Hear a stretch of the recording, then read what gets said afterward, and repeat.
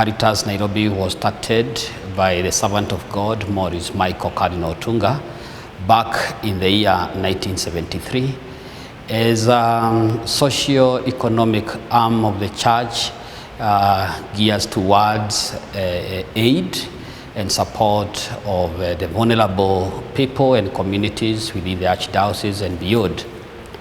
And over a period of these years, back in the year 1983, we realized now the establishment of the self-help groups that was established again by the servant of God, Maurice Michael Cardinal Otunga.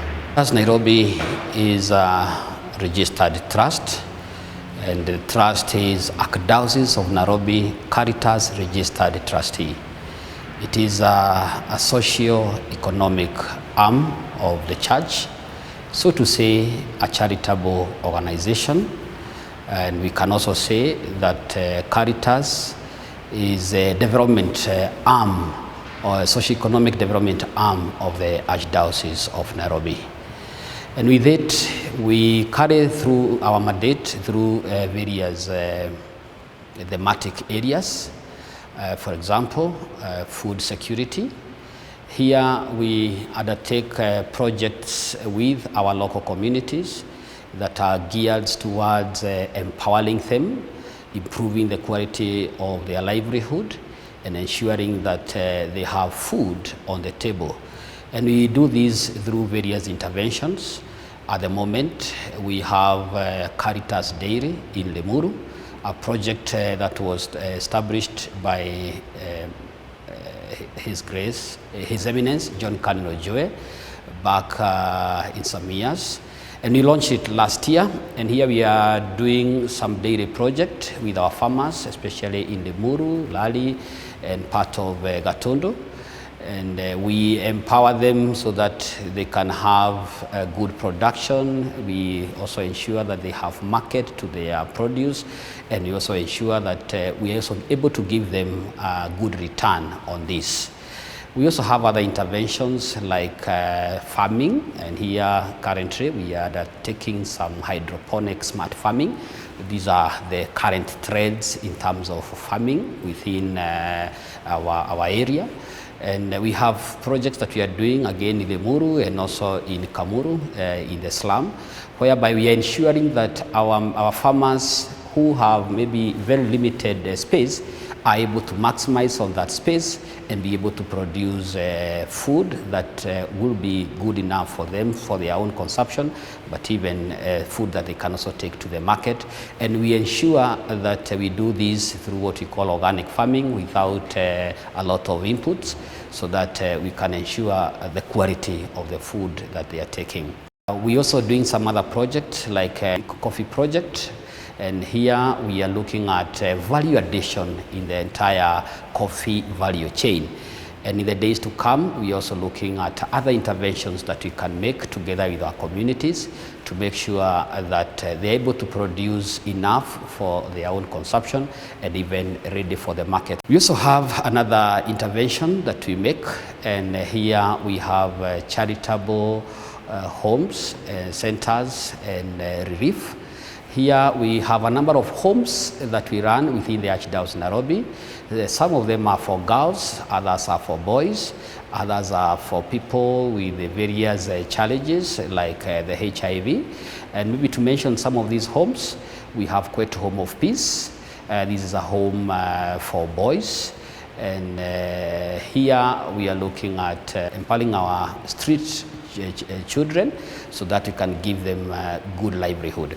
We also have another home that is Rescue Dada. Again, these are rehabilitated girls within this community. We look at how we can be able to rehabilitate them from the streets, to give them decent living. Even after that, we give them a good education and even inspiration.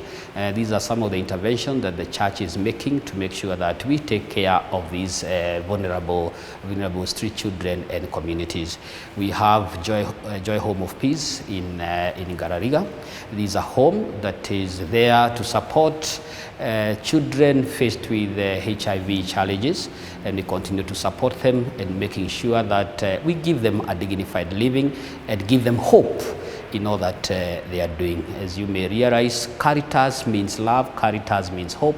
We are trying to see how we can bring the gospel closer to the people. Among other homes that we also support, directly or indirectly, as at Caritas Nairobi, we have another program which is known as the Socio-Economic Empowerment Program. Previously, we used to call it the Self-Help Program. We started in the year 1983 with the servant of God, Morris Michael Cardinal Tunga, in the remote villages of Kiriko Parish in Gatodo North constituency, so to say, Mangu Dinari.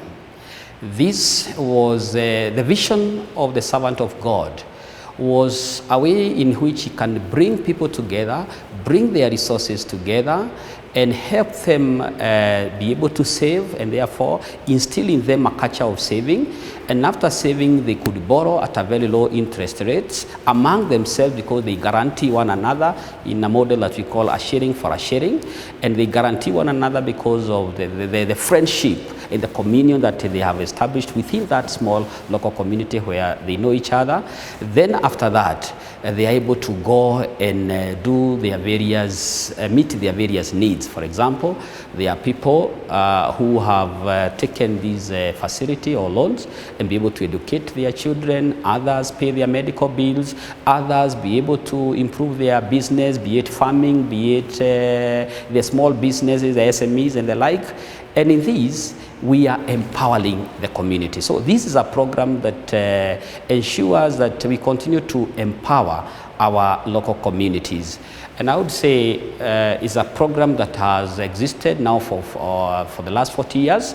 And this year, we are glad to celebrate the 40th anniversary. This anniversary will take place on 27th of April, 2024. And we shall host it in the very parish where it began. And this is Our Lady of Fatima, Kiriko Parish, led by none other than our Archbishop, Most Reverend Philip Anyoro. And another thematic area that we deal with at Caritas Nairobi is gender and the youth. And here we are looking at what we consider as marginalized sometimes, or even vulnerable. And these are women and the youth, as well as children that we seek to empower. We have an intervention that we have been making over time. Among women, we have programs like PROMIC, and in this program is also a way of bringing them together and empower them to save and also borrow among themselves. We also have other interventions in terms of training, capacity building that we do to women, and we look at their various needs. And even going forward, we are even looking at having some interventions that we shall look at the widowers and the single mothers, because it's a reality that you have to face. And it was also pointed out to us during the recent and even the ongoing synodal process, where we feel that we need also to include and empower women within our community. The youth as well. In some years back, we have also done some intervention in some small micro enterprises. We have also had some interventions in the recent past. We had some interventions with the refugees within our communities, like Kibera, like Kawangware, like Mukuru kwa Jenga, Isili, Githurai, and we're able to bring them together and ensure them that and empower them to also live a dignified life despite them being refugees in our own country. Thank you.